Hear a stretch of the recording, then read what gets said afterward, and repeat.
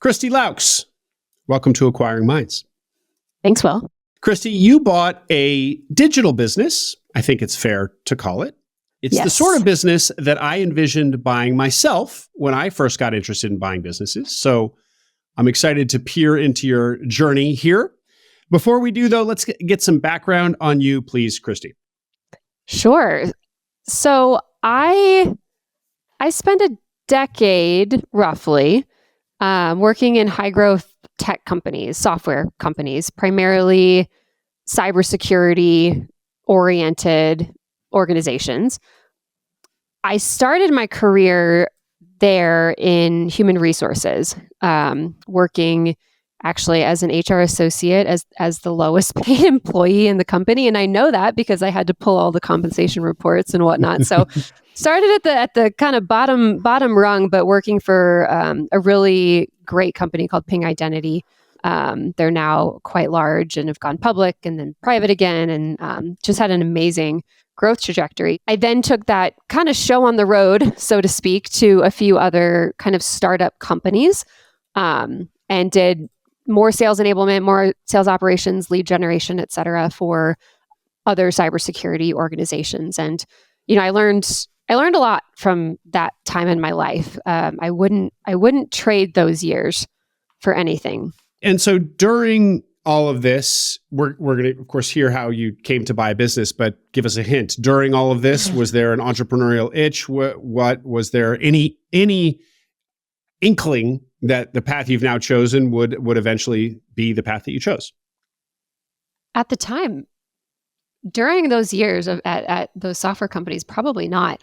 I would say the entrepreneurial itch came truthfully from my husband, mostly.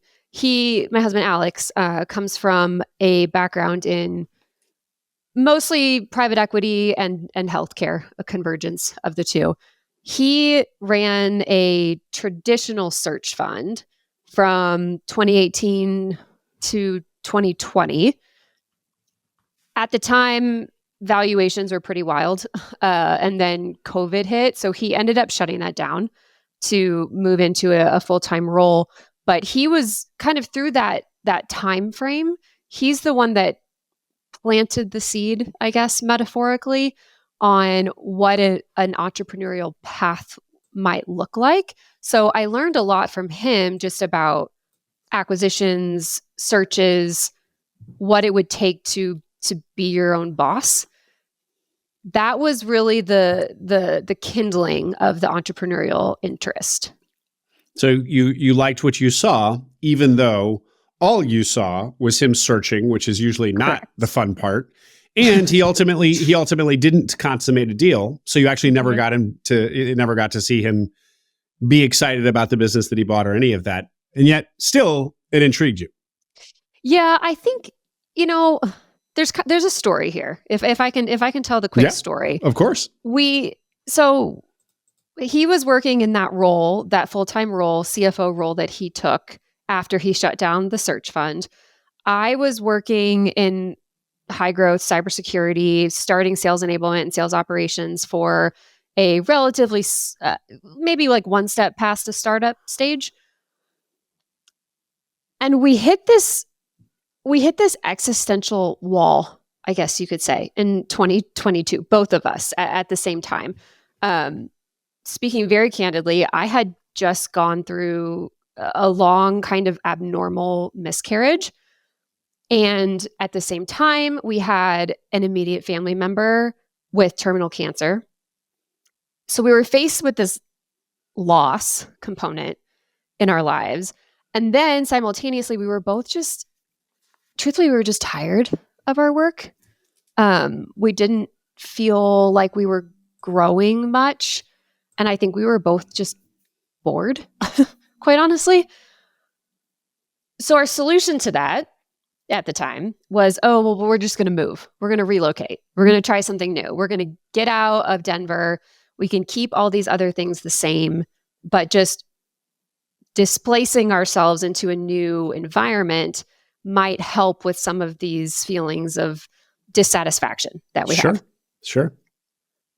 So we embarked on this road trip across the Southeast. So we did Nashville, Charlotte, and the Raleigh-Durham area. And neither of us had spent a lot of time in that part of the country. You were prospecting for new homes, new home cities. New homes, new cities, just communities that we thought would be interesting to live in for, maybe a few years, and going somewhere that we both hadn't been, we thought would be a good rejuvenation into our life. Sure. Now, we both graduated from INSEAD, the executive MBA program at INSEAD, different years, different campuses. He was in Singapore at the time. I went in France. This will all come together, I promise. We had both taken a class by a professor named Neil Bearden. And Neil had recently moved from Singapore to Chapel Hill. And we were in the area, right? We figured he's a pretty cool dude. So Alex reached out to him randomly to see if we could meet up and say hi. And I think what you need to know about Neil is that he's the kind of guy who can change your life in a single conversation, let alone an entire MBA course. He's this brilliant blend of, I think he has a PhD in neuroeconomics and psychology. He's a total geek. And he's also this philosophical, no bullshit existentialist. Okay. And because of all that, he has this cult following amongst the INSEAD community and even beyond that. So when we reached out, we thought, he probably doesn't remember us, nor does he have the time for us peons, but let's try anyway. And so sure enough, a few weeks later, we're in North Carolina and we're sitting on a patio with him and his wife and his 5-year-old daughter drinking beers. And none of us really knew how that conversation was going to go. I mean, ultimately, we're really strangers with a single commonality. So it had the potential to be a very awkward and probably really quick conversation. But a couple beers later, we were in it, talking about life and purpose and whys and loss and death and all of these big questions that Alex and I were facing just in our personal lives. And Neil, very point blank, as he does, said, moving, it's not going to be a salve for this discontent.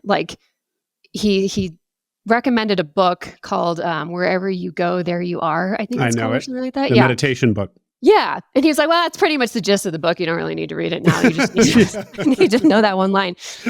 But really what he was getting at, right, was that we should pursue, we needed to pursue a deeper sense of fulfillment and really sort through what we were experiencing at the time. And, again, that went back to, I think, really facing grief and loss and addressing all of those dissatisfied parts of us, which included our working selves and the endeavors that we were professionally involved in. So that ultimately led us back to, I guess, a desire to own more of our lives and more of our time, and to be able to channel our values into, a company and contribute to human flourishing through business, and then also to be challenged personally and professionally. So we stayed in Denver and we bought a business. And it took that entire road trip to figure that out, basically. I understand the staying in Denver part. The buying a business, there are many paths to entrepreneurship, or many paths to self-actualization. Maybe that's too simplistic a term, but whatever it was that you all were striving for that was missing. So there's still some dots to connect there. I guess buying a business was in front of your faces because your husband at that point had already done a search fund. So that was kind of one of the obvious options on the menu. Yeah, absolutely. Yeah, I think we also, I had also seen the world of startups with my work in technology, and I had seen what it took to get a company from maybe I came in not maybe 0, but at 1, and to get it to a 10, just to grow it. I had seen the effort that required. And pairing that with Alex's one experience having already searched, and he says he failed. I don't think he failed by any means. There was a lot. In many cases, I actually think it's very, very good that we didn't acquire a business right before COVID hit, because who knows what that would have looked like. And just knowing he comes from, a family business, and he's got sort of that experience of what it takes to run a small business. So having those parallel viewpoints led us ultimately to buying over building ourselves. So do you then make the decision? Do you come back from your road trip to North Carolina and your world shifting conversation with Neil? By the way, what's this gentleman's name for the audience? Neil Bearden. Bearden. Bearden, yes. Okay. Go follow him on LinkedIn and you won't be disappointed. Okay. So was it like hightailing it back to Denver, couldn't wait to get there and open biz buy sell sort of thing? Or did the plan evolve? You had hours in the car to digest this conversation. So yeah, well, first of all, we came home and we bought a puppy. That was the first thing we did. Okay. And then that was not part of the plan, but I mean, I think, look, it was a series of conversations continuing to mull over the decision, to play out scenarios, to really talk through who do we want to be in the world? What do we want to put out there? What do we want to accomplish? What does that mean for family, for life, for lifestyle? And then starting to look at where the market really was in terms of business acquisitions. As I mentioned before, when Alex was searching back in 2018, it was a totally different time and place than it was in 2022 post pandemic, and valuations had changed, and it was just a different world, right? So really trying to step back into, let's understand what's out there and understand what the market's doing, and decide if we can take that leap. It's very clear that this is a collective decision. The experience of going across the country, talking to Neil, coming back, obviously was something that you and your husband were doing together. But overall, I'm just getting a sense that this project, this search, is going to be a we thing. So be explicit here. Did you and your husband decide to go buy a business together, or one was going to do it and the other was going to be supportive, or what? Yeah, it's funny to reflect back on how that's evolved. Yes, it was a we thing for sure. And I think we didn't go in with a very specific plan of, okay, you're going to run this, or I'm going to run this, or we just wanted to see how the cards sort of fell. I would say my husband was primarily probably going to step into the operating role of whatever company we bought, with me supporting, but that didn't have to happen. It was probably what we were leaning towards. I was doing some consulting work just as a, income, after I did quit that corporate job. So I had things going on that supplemented kind of our entrepreneurial acquisition that I could flex a little bit more than Alex did. So he was probably going to go into that operating role. I think that was, we never really talked about that, but it was sort of the assumption. Okay. That you both would quit and both work in the business. Yes. But to what extent depended on the situation. Interesting.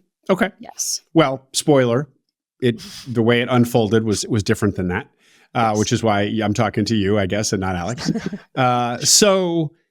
So tell us about your search. Once you've decided on this path, what did it look like when you actually got out there? So initially we were looking for, I guess, boring, like unsexy businesses, like power washing and tire recycling, and all, like completely different than the world that I had come from.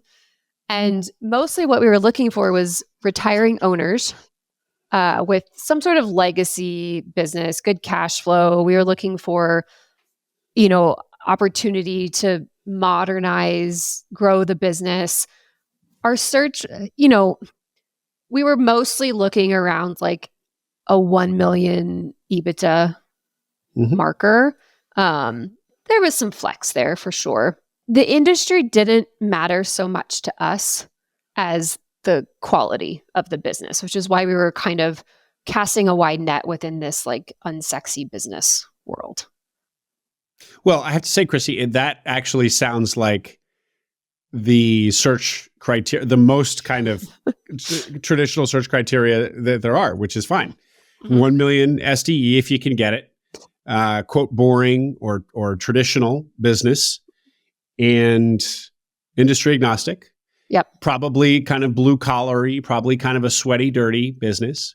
You mentioned tire recycling. You mentioned power washing, but not as stand-ins. Those were actual deals that you looked at. So after these two deals fall apart, what is that? You feel burned by kind of traditional business land, blue collar business land. And that's why did you then eventually turn your attention to acquire.com? And tell people what acquire.com is, please. Yes. I wouldn't say we were burned on those types of businesses.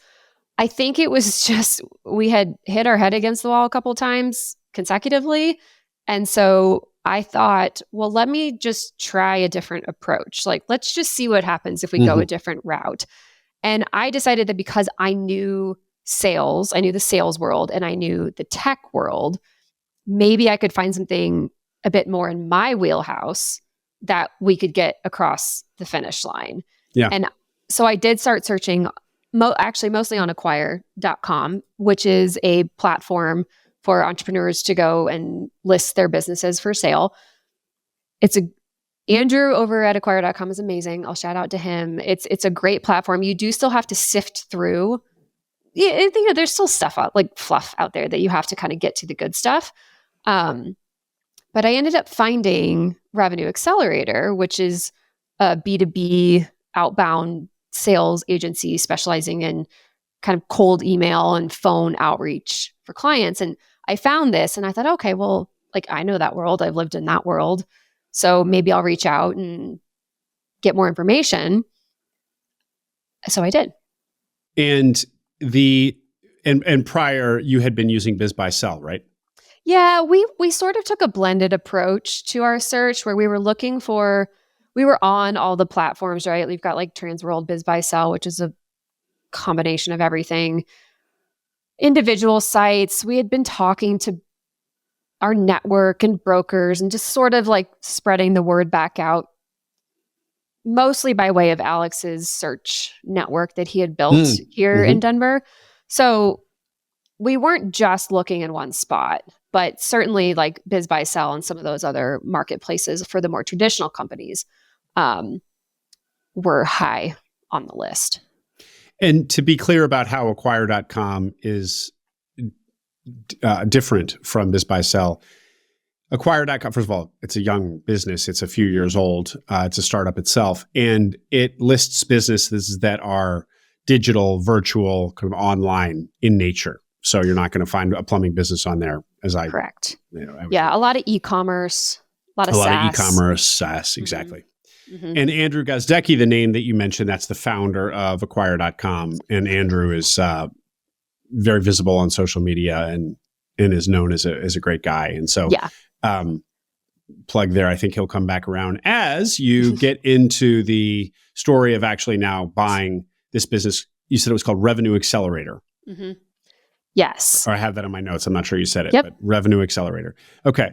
So you said you reached out, but before we hear about the back and forth or the actual deal process, tell us a little bit more about specifically what the business does, exactly what the business does.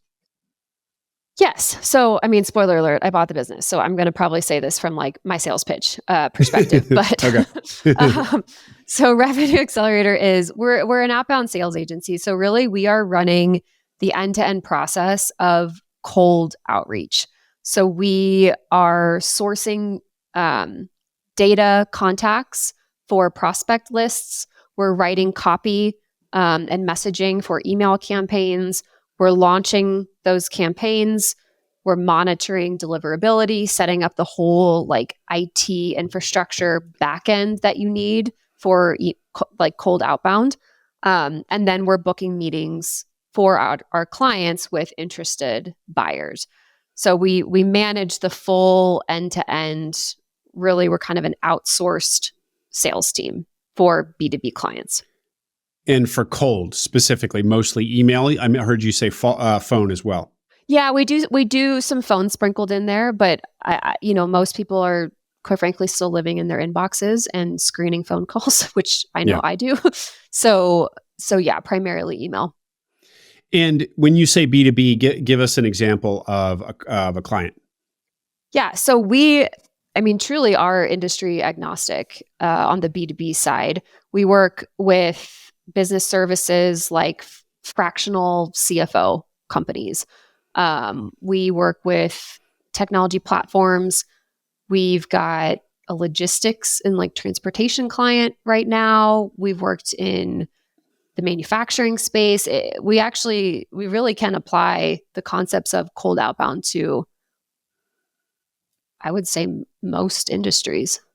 So a fractional CFO individual or firm would approach you and say, I want you to reach out to small business owners and pitch our services. And you would do put together, you would do a managed offering. So you would not only send the emails, which requires tech, it requires some infrastructure to do that at scale. But you're also, in many cases, going to help them actually write the copy and, the entire thing really end to end.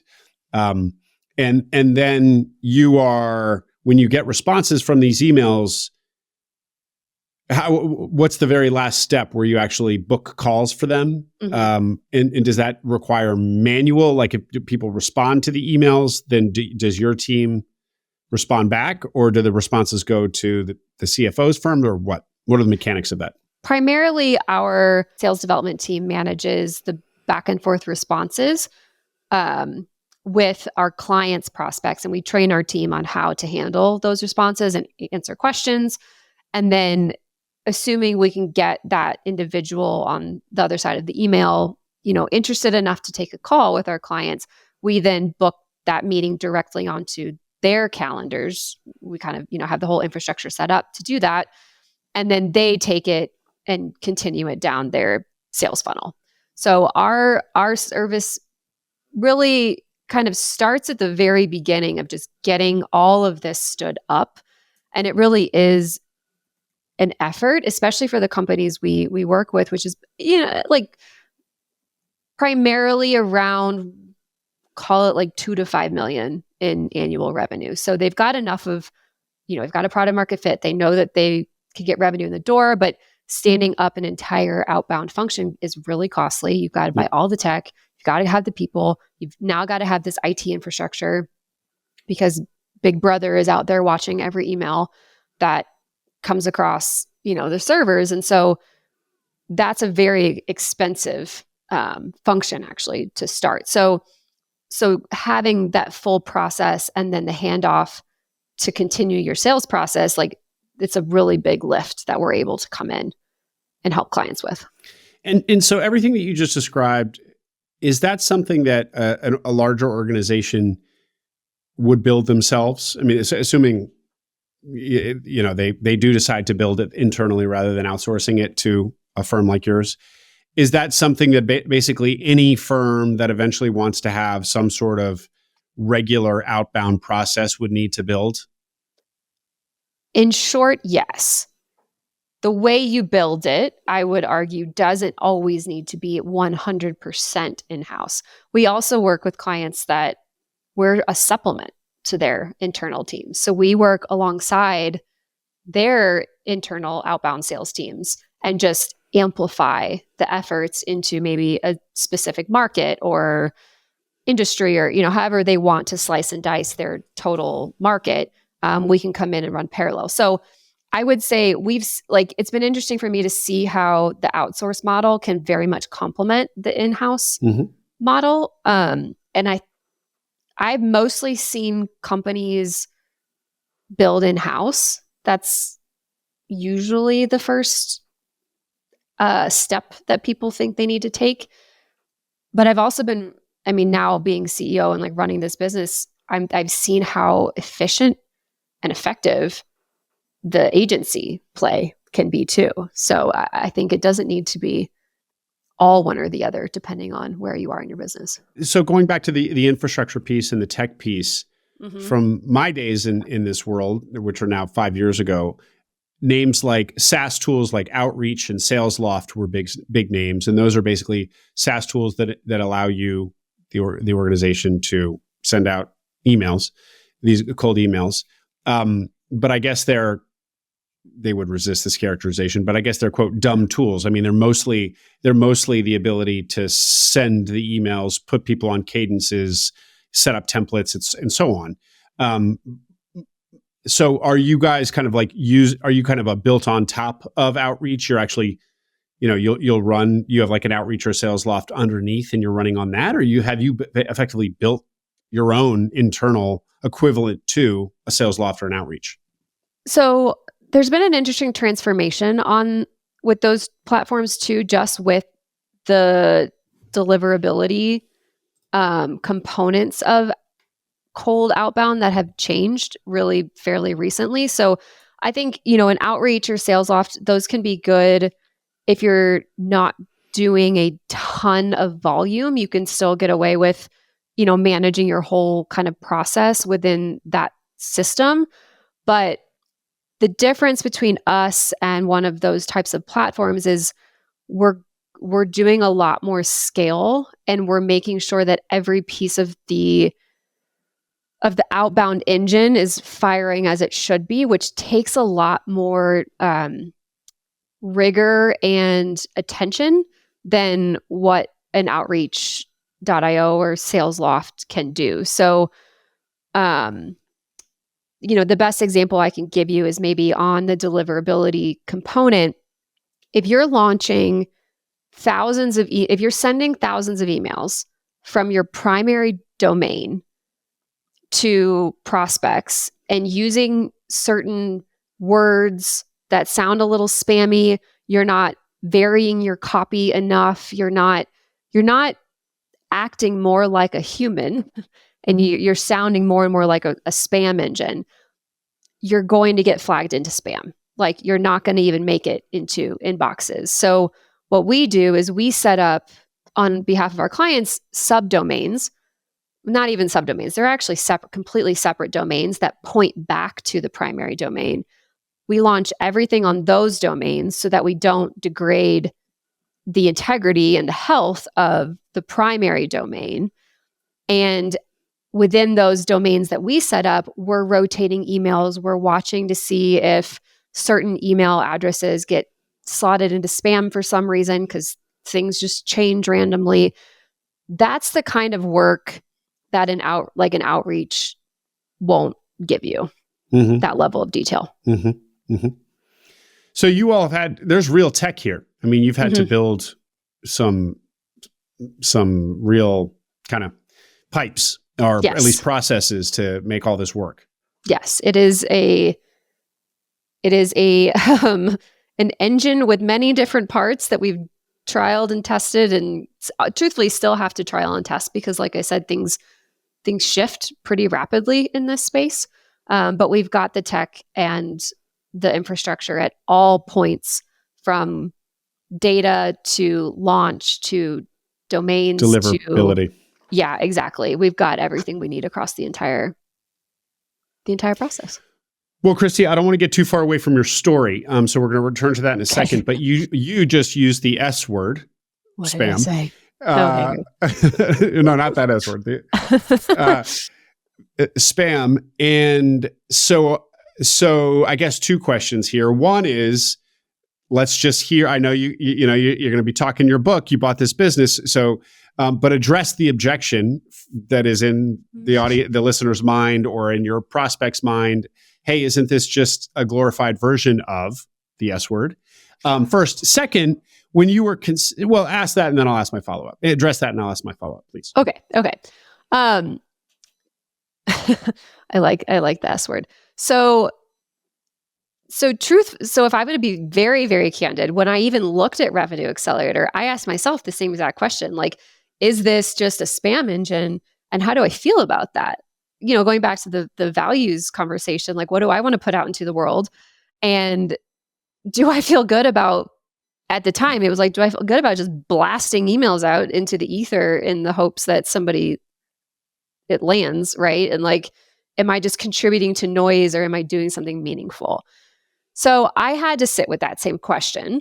And I have been continuously humbled by the outbound world. And what my conclusions are at this stage are, if you want to grow as a business, especially at that, like, call it $2 to $5 million mark, where you've got to achieve economies of scale, but you may not have the resources to do it internally, outbound is one of the ways you need to try and expand your company.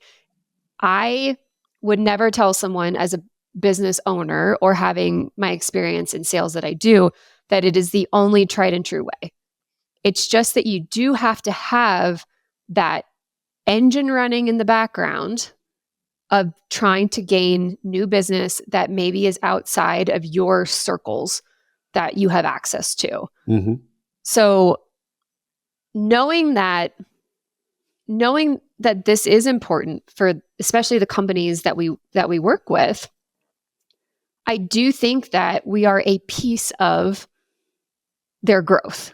And we've seen that with our clients. And one of our clients, we booked a ridiculous set of logos for them with IKEA, Carnival Cruise Lines, Bass Pro Shops. This is all in the last 3 months.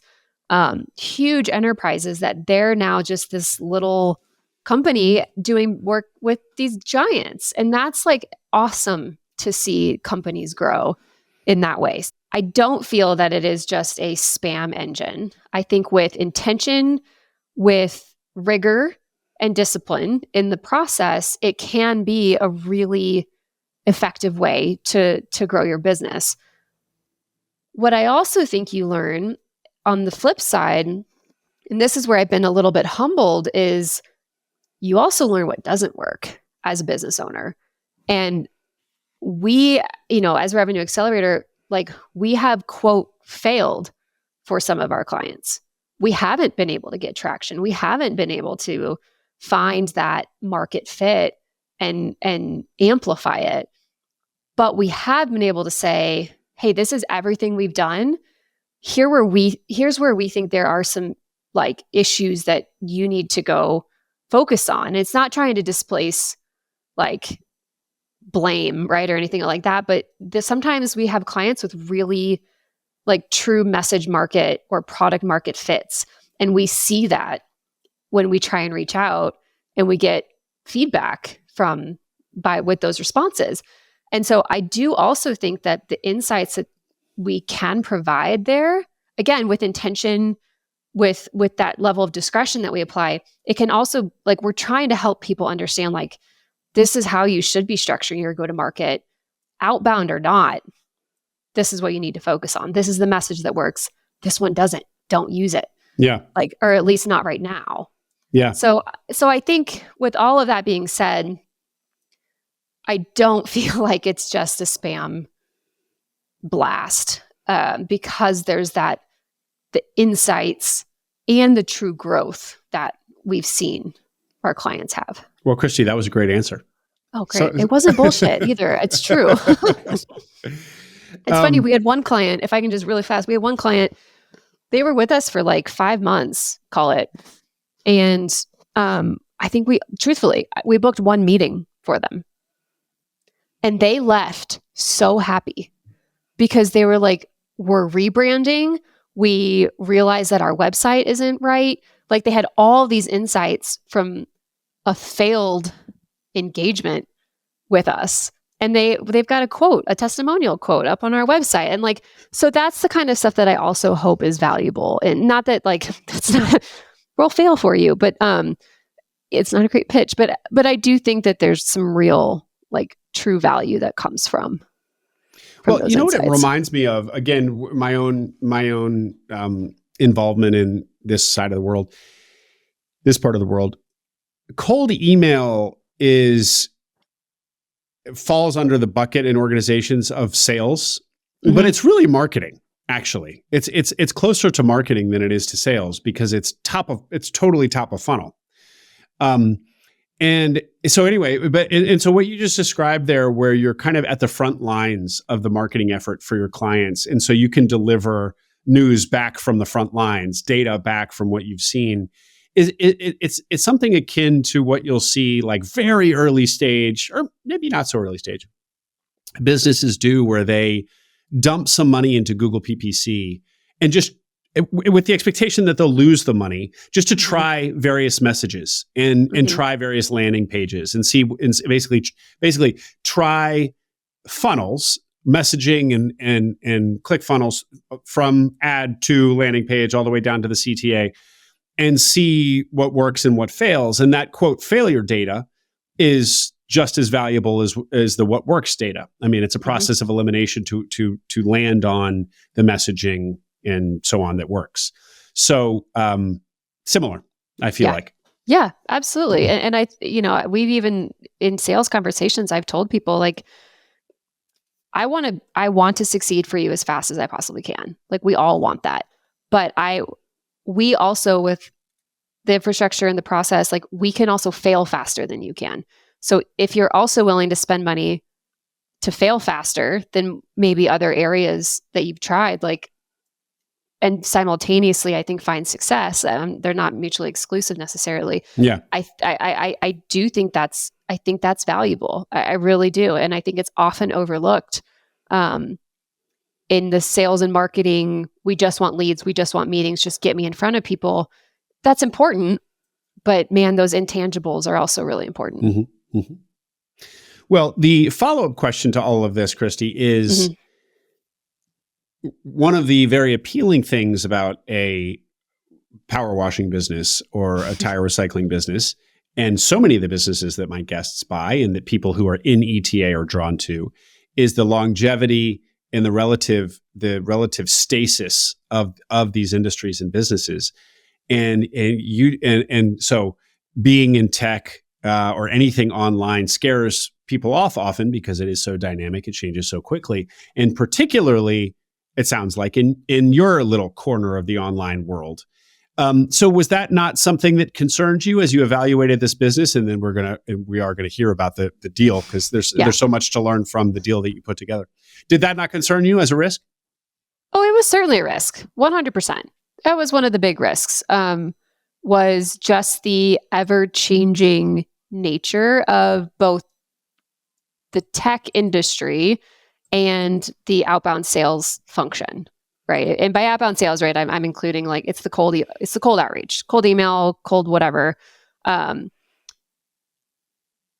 had lived through that shift in technology. I was there when we hired our first sales development representatives at Ping Identity, and I was there when COVID happened and all of the SDR. One, costs were cut, and then two, email changed like overnight because we were all sitting at our home desks trying to get a hold of each other. And so like I saw that whole shift happen in real time. And I knew that going into this deal that I was going to have to help the company adapt as things were changing and as they will change in the future. What I'm not worried about is outbound dying. There is a lot of noise. If you're on LinkedIn and you like follow certain hashtags or you follow certain people, there is so much chatter. Outbound's dead. Cold calling's dead. Blah, blah, blah. Yeah, sure. It's not true. Where do you spend most of your time? Every day. Me personally? Are you asking? Yeah, right. Sure. If you don't give me the right answer, I'll say the right answer. Yes, unhappily in my inbox, I guess. Yeah. I mean, we're online. Like we're on email, we're on LinkedIn, we're doing these things. And so, because of the displaced nature of our work now, where everyone's working from everywhere, it is the way that we communicate. Yeah. And so as long as that exists, we will use these platforms to drive business. Now, the way in which we do that changes potentially. And there's, you've got AI coming on board, and you've got not even coming on board, well established at this point.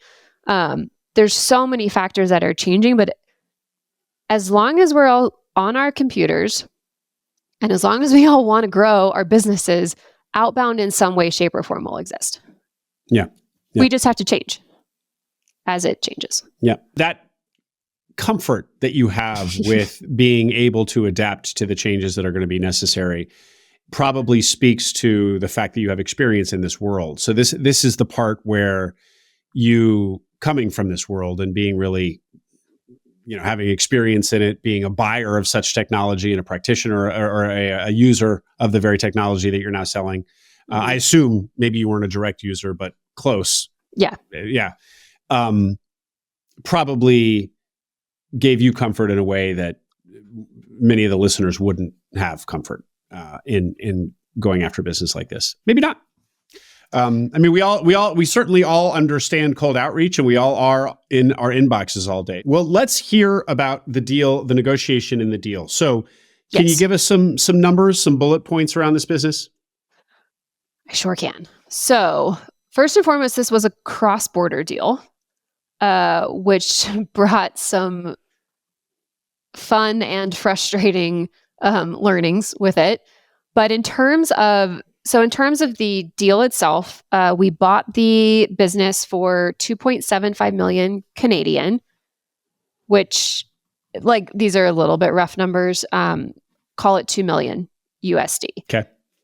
Looking back, 2022 revenue for Revenue Accelerator was, 1.4 Canadian, or 1 million USD. So your multiple's a little changed depending on what currency you're using there. Yep. And I, this is painting broad strokes.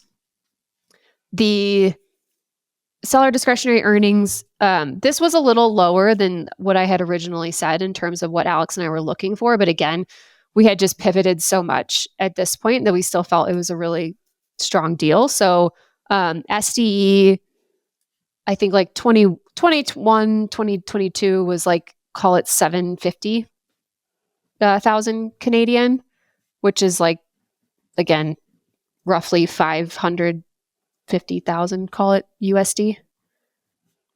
And at the time, this, ladies and gentlemen, is why we like digital businesses. Look at those margins. Yeah. 63% gross margin average. Great. Yes. Carry on. So those were the, I guess, primary numbers that we cared about, obviously, going into this. I can talk a little bit about the deal structure, if that's helpful too. Definitely, it's going to be very helpful. But one follow up there, Christi. Yes. What was the age of the business, and kind of the age and history of the business, and then how many employees and where are they? Paint a picture of that, because that's also really different than a traditional blue collar business. Yes. So the age was, but just call it between 6 and 7 years old at the time. Started by the seller. He founded and grew the company, which is awesome to get it to, from 0 to 1 million. At the time of acquisition, I think there were maybe 14, 15 employees across, going back to the remote nature of our world today, across the globe. So the team is Canada, US, Spain, Ireland, India, and the Philippines. And are these folks all on some sort of W-2, or are they basically all, they're obviously, that certainly wasn't a W-2 because it was Canadian, but are they all just kind of contractors that are pretty flexy? Yeah, long-term contractors, though. Much of the team has been with the company for, 3+ years, even as contractors. So we don't have high turnover, even though they're not, I don't know what the Canadian equivalent of W-2 is, but whatever, W-2, but very long-standing. tenure. And full-time. Full-time. They're full-time, yeah, long-term contractors. Interesting. Mm-hmm. Okay, great. And what of the founder? I assume it's a youngish person. It is young. It is. Yeah, he would love it if I said he was a youngish person. Yes, youngish. Youngish. Yeah. Yeah. So his name's Gabriel. We're friends. He's a great guy. He has young children, and this was not going to be his last rodeo. Maybe that's the best way to put it. Yep. Yeah, what else do you want to know about him? Just why did he want to sell? Because Yeah. one of the things that we like so much about traditional and blue collar businesses is so often they're legacy businesses where the seller owner has a very good reason to sell, i.e. retirement. And this, as I've started getting into the investor side of the table, is actually a much more important criterion than I realized. A real good incentive to sell, because otherwise, you say if it's such a hot, because that basically neutralizes the question of, well, if it's such a good business, why is this person selling it? Got it. Great. So Gabriel was not of the same mindset as the retiring people that we have been talking to previously, for sure. I don't know if I'd call him a serial entrepreneur, but he has this. He likes starting, he likes building, he likes the beginning stages of companies in a way that, quite frankly, are not my favorite. Yeah. So he did that with Revenue Accelerator. He built it. He solved a lot of problems trying to grow it. He, I think, was intellectually and professionally challenged by that endeavor. And by the time, call it 7 years rolled around, he was tired and wanted to do something else. And I think what he did was awesome. Having this company go from, I'm going to speak in USD, but 0 to $1 million in USD with COVID thrown into the middle of that is extremely remarkable. And now he's ready for whatever comes next. So it wasn't any being disgruntled with the business. It wasn't any of that. It was just ready for change. And I think when you're a founder, I mean, it's hard, man. That is grunt work to go from 0 to $1 million. Yeah. And I also think that it's more common in digital style businesses that a founder or seller is going to not have held the business for 30 years like the owner seller of a plumbing business might have. Correct. And so it's not the same yellow flag as it might be. No, not at all. A traditional business. Not at all. Okay. So deal terms, deal structure. How the heck did you buy a Canadian business? This was a journey. So in terms of the deal structure, we did a combination of a private loan, a seller note, and an equity raise. So because this was a cross-border deal, we were unable to capitalize on an SBA loan. Completely not an option. So, I mean, if you want to talk about things going wrong in a deal and having to pivot quickly, this was certainly an area of learning for us on the lender side.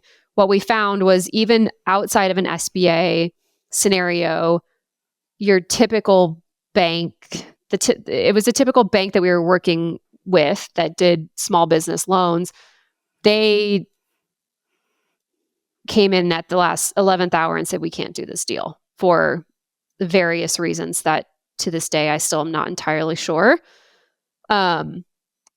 We then had to pivot very quickly to a private lender that Acquire.com had partnered with, actually. So we ended up going through Acquire.com to this lender to get the deal done. But I would say, looking back, the financing piece of this as a cross-border deal was surprisingly more difficult than we thought it was going to be. And by that, you mean just finding somebody who is willing to finance it, or the logistics of moving a big slug of cash across a border and doing all the currency conversion? I think a little bit of both. Or Yeah. all of it? Okay. I think all of the above. Yeah, I think it was multiple factors because the financials, as you mentioned before, like financials looked great. Yeah. Like there really was no question, and everything checked out in our quality of earnings, everything checked out in our due diligence. Like there was no issue there. I think it was the nature of it being cross-border that people were hesitant on. And so what I wish I would have done was I wish I would have had more, or we had, I guess, kind of shopped it out a little bit more. I think we thought that it would be as simple as just a quote normal US, North American, whatever, I guess just US deal. And it just ended up not being that simple. There were a lot of questions asked. So that would be like just one thing if you're doing a cross-border deal, just make sure that you've got your bases covered and you understand your options and you're having a lot of conversations with lenders about the deal. Well, this is one of those, Christi, where I feel like you and your husband's naivete was an asset because you probably just wouldn't have even attempted it if you had known what you were getting into. And in fact, I feel like a lot of people are that way. It's like, oh, it's in Canada, or oh, it's not in the US for the American buyers. It's like, I'm not even going to try. It's just too complicated. Easy enough to just move on to the next deal. Also, hugely important, it disqualifies the use of the SBA loan, which is, of course, instrumental for so many listeners and buyers. Yes. So can you be more specific, or maybe any explicit examples of things you learned that the audience can skip over, but use your pain and skip over in buying a business in Canada? Yeah. So you're going to need to hire 2 sets of attorneys. Mm-hmm. What does it look like? Thank you. Yeah. Sorry to interrupt, but what does it look like exactly? Who are all the players? What does your deal team look like when you're buying something cross-border? Yes. So I'll start out by saying Alex, my husband, is dangerous enough to have done some of the initial quality of earnings work. So by the time we hired our team, we did have a pretty good understanding of what things looked like. So I'll maybe start there. And that was just, Alex is awesome in that sense, and he's brilliant and could just really quickly do like an initial check. Once we had that check done on the quality of earnings, we did hire a firm to do like a formal Q of E, especially with all the currency conversions and whatnot. We're like, all right, like we really look at this. We had our attorney here in Denver that we've worked with before, that we enlisted right away to start getting, going on the APA and the seller note and all of that. And then we also had to hire a Canadian law firm to make sure that all of the international components and requirements were accounted for in that APA. And then they also had to bring in a tax specialist to help us with the cross-border tax issues, I guess you could call them, that we had to contend with. So it was a bigger team than we normally would have had for just a US-based acquisition. Simultaneously, we were working really closely with the sellers' attorneys as well. So we had like a lot of lawyers on one call trying to navigate all of these different stipulations and making sure that regulations were, being abided by and hitting requirements and all of that. So it was a pretty big team for the size of the acquisition, but I would not change that because I feel like we had the experts around us to get everything checked off the list. And your lawyer there in Denver knew cross-border stuff? Because this strikes me as something that, a firm would specialize in. It would be their niche, cross-border deals, or even niche within a niche, specifically Canadian deals. And just like, wanting to work with a lender who's done a small business acquisition before, or an attorney who's done a small business acquisition before, it's its own beast. And so you want people who have seen this before. And I would think, doing a cross-border thing is probably so complex. Maybe not. Maybe it's so complex if you've never done it. But for people who, attorneys who do it all year long, it's Right. pretty straightforward. And so anyway, what do you say to that? Yeah. We talked to a lot of different law firms and attorneys on kind of before deciding what our team was going to look like. We knew our attorney here in Denver. He does small business stuff. He knows how to get deals done. So Okay. we felt really comfortable. Shout out, Jim. We felt really comfortable with him. And then we just needed him to kind of coordinate and collaborate with the Canadians Council to make sure that they informed us of how things work in Canada and what we need to accommodate for and all of that. So I did feel like separately, they both were great at the small business acquisition side of it. We just had to have that, like, the communication across the teams to make sure that all the T's were crossed and I's were dotted. Where it did get complicated, I mean, I blew a few fuses in my brain trying to understand it, was on the tax stuff. Mm-hmm. That was huge. Well, I'm not going to ask you a follow-up on the tax Please stuff. don't ask me about the taxes. Because it doesn't sound I don't know if I can tell you what we had to do anymore. Okay. All right. Okay. And then what of the financing piece? So you just said that you had a bank pulls out at the last minute. You find a lender who's associated with, or a financing business company, vendor associated with acquire.com. Maybe you don't want to name them. But it was not an SBA situation. So you're basically doing this deal without an SBA, but with the intention that you eventually will, because spoiler, you now do have an SBA loan on this business. Walk us through all that. We're working on it. Oh, you're working on it. Okay. Yeah, no, it's, there's been some fun learnings there too. So please walk us through all that. Okay. So we went with the private lender that we found through acquire.com.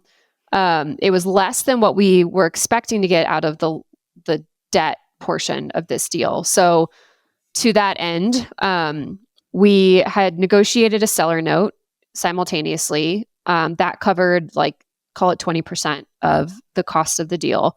And then we had an equity raise. So the equity raise became more important once that lender pulled out and we had to pivot a little bit. So we had to raise more equity to make up for what we weren't getting out of the debt piece. I'll pause there. So can you say how much equity? Yes. So we raised, kind of the way the numbers broke down was the debt was $800,000 USD. The seller note ended up being like roughly $415,000 USD, call it. And then we raised roughly $1 million in USD in our equity. Yes.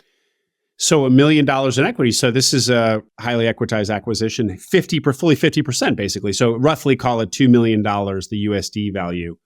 It was a Canadian price, but USD, $2 million. So fully half of it was equity. Okay. More or less, yeah.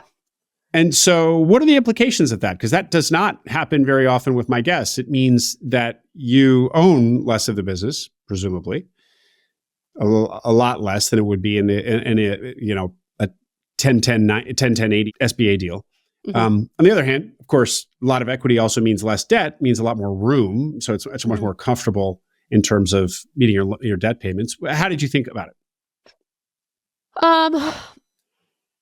That's a good question. So what ended up happening too, just on the ownership piece, is like Alex and I we also pitched in more on even like the equity side once that loan fell through. So we had to give more of our money in the form of equity. So on the ownership piece, that wasn't as big. That wasn't like a concern, I guess, for us, because we did end up putting in a lot of your own money. Of that $1 million, you guys put in a lot of it? We put in a piece of it. We were probably like 200,000 of it towards the end to make up for that loan that changed. Okay. Truthfully, what it came down to is a couple of things. One, this is how we could get the deal done. Yeah. Like, this is how it was going to have to be structured. Yep. So I think, I don't want to say we were boxed into that, but it was the path that we saw to get the deal done. Two, of that equity raise, it's friends and family. Like this was self-funded, self-search, self-raised, whatever you want to call it. Again, I don't know what the right terms are here. Equitized. So, but these are friends and family. And so we also wanted to provide people who are invested in us personally the opportunity to capitalize on the business opportunity. And our hope is that, the pressure's on me to give them a return. And we've got amazing friends and family that were excited about that opportunity and supportive and wanted to pitch in. So there's also, I guess, for us, an element of kind of a personal element on that equity side that was sort of driving the reason for why we structured it this way.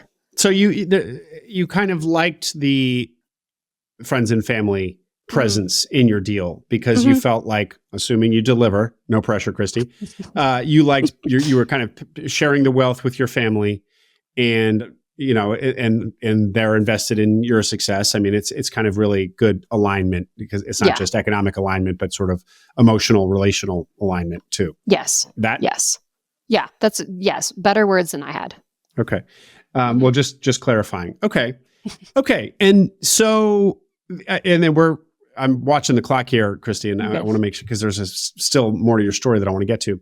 Yeah. But once you buy the business, do you have a plan to leave everything as is? I teased the SBA loan possibility. So what was the vision, and what does it look like now? Yeah. So we, again, really interesting learnings on the SBA side. We were not able to refinance it as quickly as we wanted to because of SBA rules and the way they categorize acquisition, like new business acquisitions versus refinancing versus, like, there's, without getting technical, we ran into some blockers when we initially tried to go get it refinanced kind of out the gate. So we're pausing on the refinance until we have we just need a little bit more kind of history. Yeah. We need more financials. We need just for everybody to feel comfortable, and that's fine. Eventually we will. It's on the docket. But I would say patience is key on that. Okay. But the plan had been that you were going to assemble this capital stack to buy the business out of Canada. Yep. And then immediately, so not going to happen, but the plan was immediately then to refinance it into a traditional SBA style 10-10-80 or 5-10-85 or whatever. Well, I guess there wouldn't be a seller note then because you'd be your own seller. So it would just be, it would just be the SBA debt and your equity. And so if that plan had come to pass, the idea was that you were going to immediately pay back many of your investors or make them whole or mostly whole. Yeah. The payback would certainly change. At this point, it's looking like it's definitely going to be a longer payback period just because of that's where we are. You're not doing the SBA thing. Yeah. And that's, again, like having people that support us both personally and professionally and that are willing, like they understand that. And they, we talk with them all the time about this, that I think that maybe there's some breathing room there, which is nice. But yeah, the SBA thing was interesting. We did try and go to the SBA. They wanted tax returns, then we had to wait. And then it was like questions of, well, do we have enough financial history? And so it's not been as clear cut. Yeah. And just, so I'm assuming, or I'm kind of what I'm hearing is to do a SBA 7A loan, there needs to be, the business that's being acquired needs to have some financial history, and yours has none because you just formed this entity within the last whatever year it was to import Revenue Accelerator. So there's just not enough history. It's a brand new, relatively very, very young business entity. Correct. Okay. Yep. That's 100% correct. Okay. And sorry, when did you close? We closed last August, early August, 2023. Okay. Well, I guess the takeaway for the audience is there's a way to buy a business, a Canadian business. Yes. If you're American, is for, of course, my American listeners. And that is, but this idea that you can quickly, kind of assemble a capital stack that, 90 days later is just going to become a traditional SBA loan, probably not going to happen. But you're still holding out hope. So maybe with some financial history in another year or 2 or 3, you will be able to kind of do that scheme, for lack of a better word, that plan. Mm-hmm. But in the meantime, you did find a source of financing that I assume is probably high. Yes. So one of your reasons for buffer that in to your yes, and that was not what we wanted, but we could still get the deal done, and the financials still made sense just based on the margins that we were working with, which is great. But I would say that was, factoring into future cash flow, a ridiculous interest rate over a shorter term.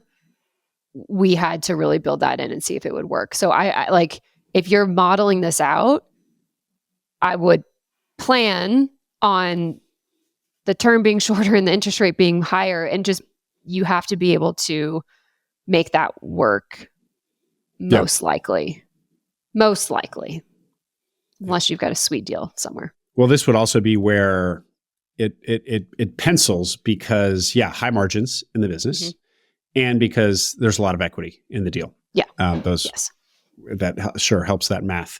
Okay. Yeah. All right, Christi, let's return to the story. I want to just make sure we hit on, so circle us back now to you and your husband as partners in this project. Is he there full time, or what? What does that look like today? And whose project is this now? Yeah. So I will start by saying this deal would not have gotten done without Alex. He was the deal maker and my guiding light in all of this. So I'm speaking now as like the CEO of Revenue Accelerator, but truly he did so much of this, and I wouldn't be here without his support and his brain, quite frankly. So I'll start by saying that. The second piece of it is Alex knew the deal making piece of this equation. I knew the business operations piece of this equation. So as soon as the deal was done, I don't want to say he stepped out, because he's still done a lot of back end financial and kind of legal work that I didn't have time to do because I stepped straight into running the business. So he took a big step back as soon as we closed, and I took the step into the CEO role for really from, I guess, the remainder of 2023, call it. He was still semi-involved in the business, trying to help where, I needed him on certain pieces. But he's slowly transitioned out, and it's primarily me running the day-to-day with kind of some consulting hours from my husband here and there. And that's worked great. And did that evolution just happen naturally? Or was it because it was just like he decided that this business wasn't for him, or he didn't have a lot of value to add on a full-time basis? Like when you need him, he's there, but that's only a few hours a month sort of thing. Yeah. So the details of what happened is, we have this vision of kind of building like a portfolio of small businesses that we own in the long run. So as soon as we closed and we kind of got things like stable and me operating and all of that, he actually continued the search for another business that he could step in to as an operator. Again, heartbreak. Got really close, really great conversations, LOI, due diligence, all of that stuff with almost like an ATM business, but slightly different. I won't go into the details because it's kind of confusing. And that fizzled, just died a slow, painful, ambiguous death. And so we decided, but he had an opportunity kind of fall into his lap to be the CFO for a local orthopedic group, which kind of plays on his healthcare background. And just, there's some learnings here. I think we have, we're building a family. We're expecting in August. Congratulations. I have maybe more risk on the Revenue Accelerator entrepreneurial side, pairing that with a stable job right now that Alex can have is actually great for us. And kind of going back to my corporate America versus entrepreneurship, I don't think that one is right or wrong or good or bad. It's just what makes the most sense. I loved my corporate time, and right now it makes sense for Alex to have a corporate job. And it doesn't mean the full dream of entrepreneurship that we have is dead. It just means right now in this moment, we've got to make things work for our situation, and that's what he's doing. So, so he stepped into that. Good He's for really you enjoying guys. it. What a team. Really? It took a lot of conversations though, because kind of going back to that, who do we want to be in the world? What do we want to put out there? We are committed, I shouldn't say past tense, we are committed to building the life we want. Entrepreneurship is our preferred and primary path, but we also have to be smart about it and understand what's our risk tolerance based on these other factors going on in our lives. And so, it's not 100% what we would have liked, I guess, but it was a good situation and it's what we had to do. And it's working great. So, Christi, you might be my first pregnant guest. Really? Well, you're about my third woman. No, I'm exaggerating. But you're probably breaking barriers here. Probably had less than 10. I might be forgetting some people, but probably not. So how are you thinking about maternity leave? So you're due in August. August. Are you, so not only are you having to transition this business, although August 2023 is, so baby's due 1 year into the business. Baby's due almost a year to the day from when we closed on this deal. Man, there's a metaphor symbol in there somewhere. There's something there. So you're not only transitioning this business, you're also thinking to yourself, how is this business going to keep running when I'm on maternity leave? What are your thoughts there? Well, my thoughts waver between, oh shit, and everything's going to be fine. Basically just bounce ping pong between those two. And I'm navigating new waters here, right? This is my first child. I'm a new CEO. I'm a new business. All of these things are new. So in terms of how I'm thinking about it, one, we have an awesome team at Revenue Accelerator, and they will be completely fine without me. 100%. Like I said, a lot of them are long tenured. They're smart. They know what to do. Probably I don't even need to be in half the meetings that I'm in because they've just got it under control. And that was one thing that I saw that in the business. Even when we were kind of in the diligence phase and initial month or two, extremely impressed by the team. So I do feel really that's such an asset. I'm glad you surfaced that because I didn't get it earlier. That's so valuable. Amazing people, truly. So those are the moments where I'm okay, everything's gonna be fine. But honestly, it's all new, and it's scary to step out of a business that now I feel so invested in, to take care of a baby, which I have no idea how to do. And all of that is oh my gosh, how is this going to look and feel? And it's completely new territory. And quite honestly, I don't know what to expect there. So there's a little bit of honest ambiguity that I just have to be okay with. And being the boss, being the owner, you don't have to, go to your employer with your hand out and say, well, what maternity leave can I have or is being offered? You get to decide that. Sounds like you're not deciding that in advance. You're going to play it by ear and see how things go. A little, yeah. I will, unless there are major issues and healing that needs to happen, I will likely not be out for the standard 3 months of maternity leave that most people take. I will, I have to find the balance of taking care of myself and adapting to a completely new life as a mom with easing myself back into the business and being available for big, issues and conversations and all of that and helping out. But I don't know 100% what that looks like. And I'm going to flex with it and just sort of see how it plays out. For all I know, I'm going to be 6 weeks out and then like itching to send an email and like get in there, or I'm going to be like, I only have time for like 2 meetings today and I got all this other stuff to do. So we'll see. Yeah. I have some thoughts. I have some preferences, but you never really know how it's going to all play out. Well, Christi, the ambiguity, you're doing really well with it. You seem, I'm serious. You seem really like you're just absorbing the ambiguity well. It doesn't seem like it, which is how somebody should approach lots of changes going on.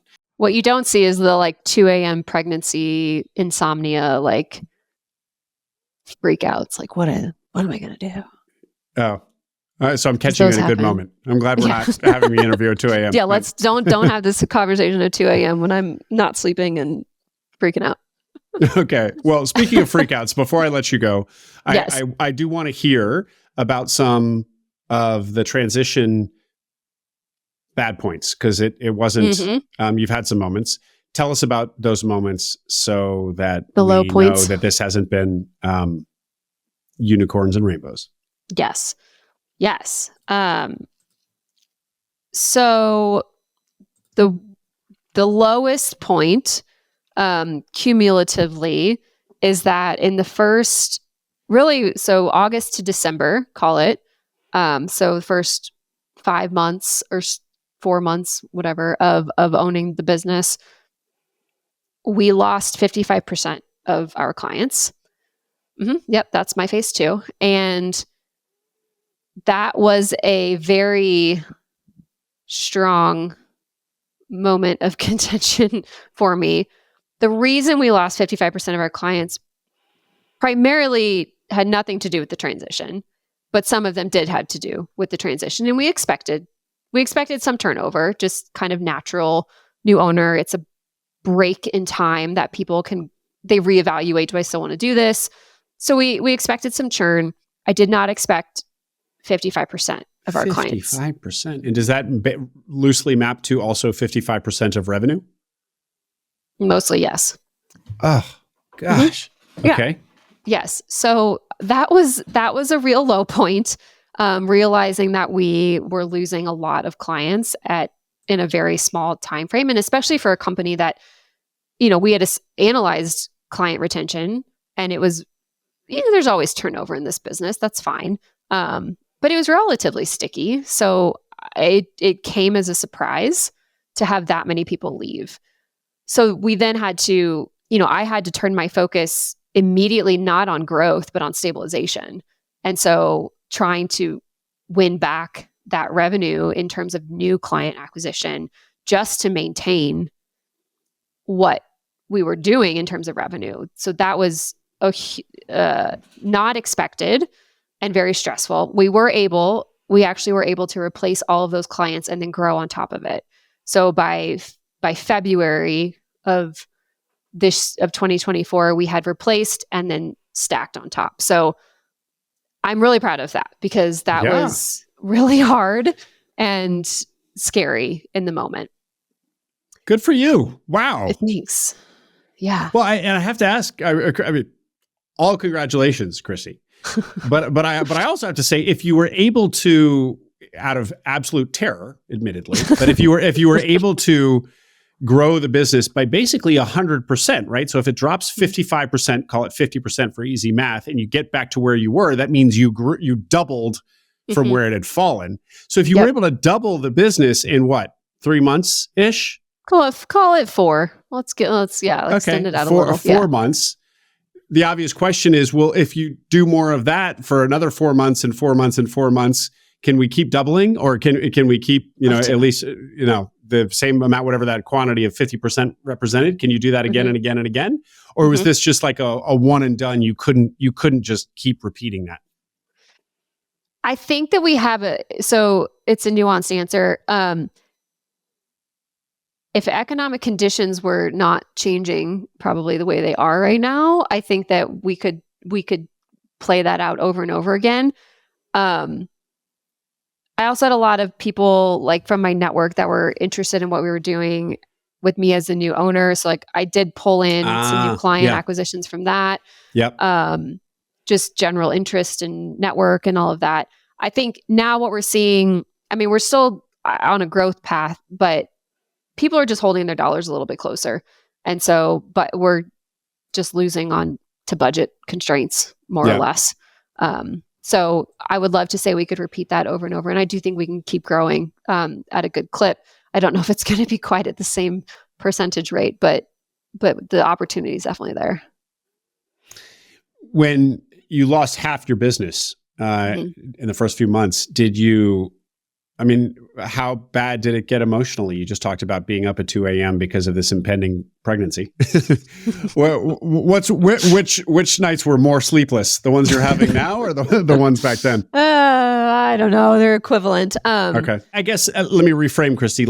So you and I talked in the pre-call about how business acquisition is painted rosily. It's a very kind of, lots of great stories out there, including from this podcast, but that the reality is often not quite so rosy. Yeah. I think that Alex and I both, we both knew, and he had a very acute understanding and I had a good understanding that coming into this was going to be a lot of work and it wasn't going to be sunshine and rainbows and there were going to be things that went wrong. And I was braced for the effort, which helped with stress management, I would say. Yeah. I wasn't prepared to have, I don't think I scrambled, but I wasn't prepared to have to work that hard to replace half of our business that quickly. Yeah. That was a surprise. And then the other piece that I would say kept me up at night, so to speak, and probably literally, was just realizing the investments I had to make in the business very quickly because, and this is not a knock on the seller, so don't take it that way. He just he wasn't as invested personally. He was ready to sell. He was ready to leave.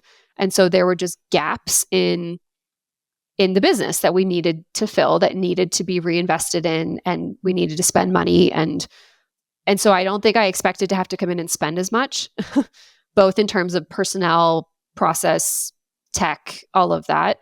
So when you're losing your clients and you're realizing this is massively underfunded or under-resourced in these 4 places, that's a scary place to be. Yeah.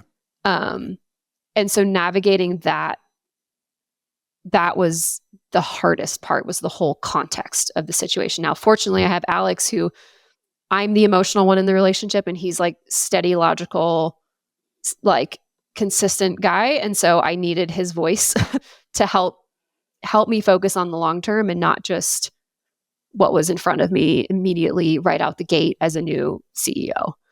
So I don't know if that answers your question. It does. But yes. Good job, husband, Alex. Good job, husband. Go, Alex. Go, Alex. Christi, anything else? I think the only other thing, and this sort of piggybacks on even mentioning the difference between Alex and I as individuals and the balance in our partnership, is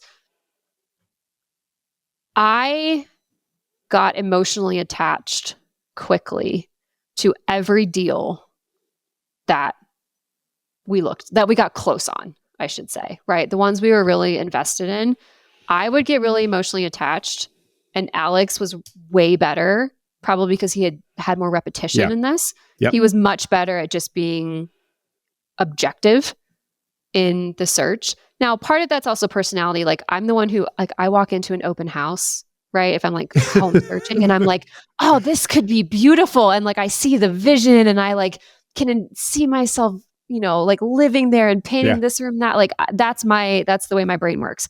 So that certainly played out. And I think that for me though, in some ways that was a really good thing and drove me in my urgency and persistence of wanting to buy Revenue Accelerator and pushing through some of those like real cross-border hangups and moments where it's like, oh my gosh, now we got to find new funding really fast and we got to raise more over here. And like those moments of reckoning, I guess, having that emotional attachment was important for me.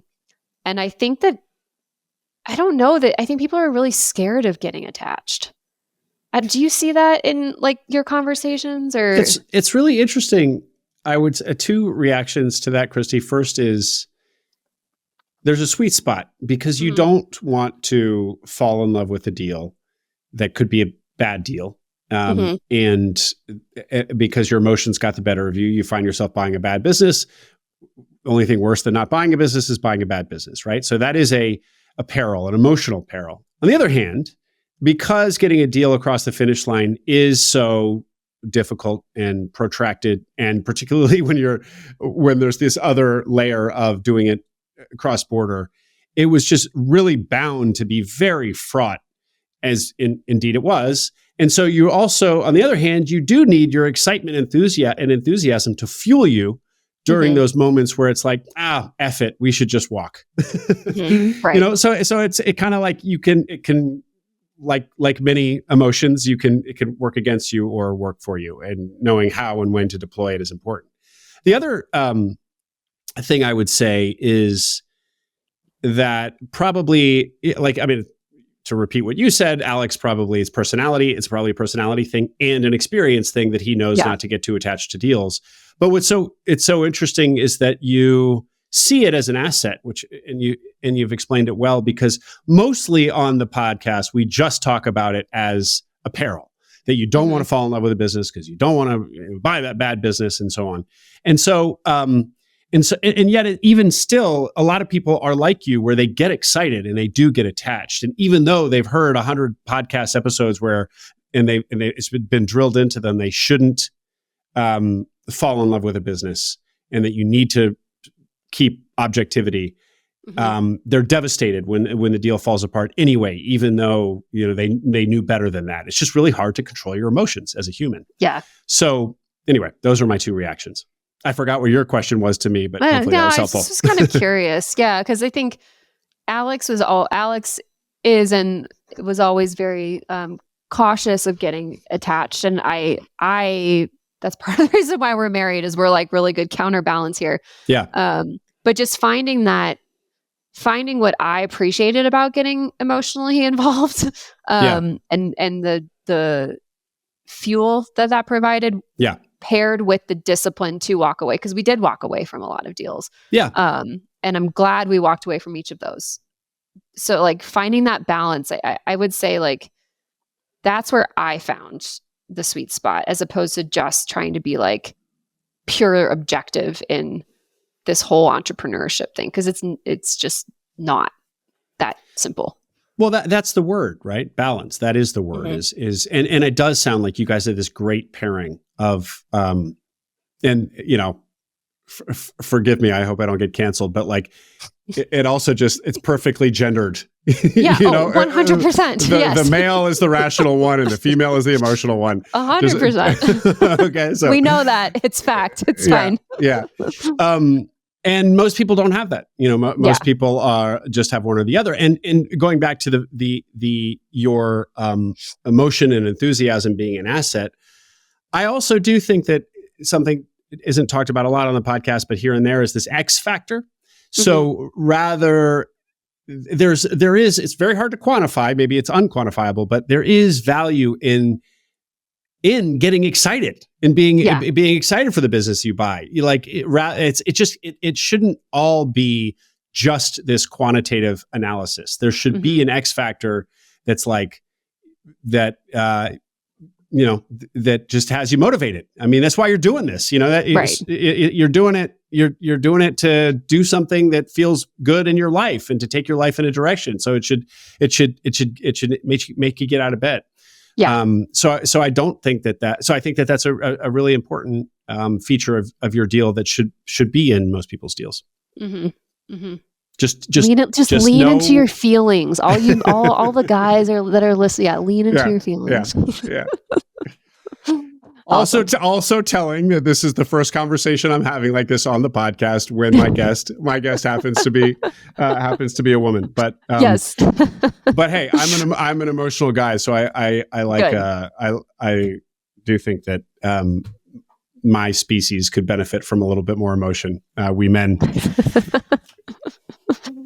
Interesting digression. What else, Christi? Yes. What else? No, yeah. I mean, we can talk about the meaning of life and existence and all of that too. But how can people reach you, Christi, if they have questions? I would probably LinkedIn is the best. I'm active on there. Shoot me a message. Just say that you heard me here, because I also get a lot of messages there. But that's probably the easiest. All right. Well, we'll leave it there. Thank you very much for coming on, Christi. Congratulations on an acquisition, a cross-border acquisition, and new addition to the family in August, and just all the many things you got going on in your life. And hello to Alex, who's what's the expression? His ears are buzzing or whatever. Yeah, said his something name like that. Yeah. All right, Christi. Thanks a lot. I hope you enjoyed that interview. Make sure you subscribe to the Acquiring Minds channel below. We are now publishing twice a week, so tons of new interviews and stories to come. Stories that will help you along your own path to acquiring a business.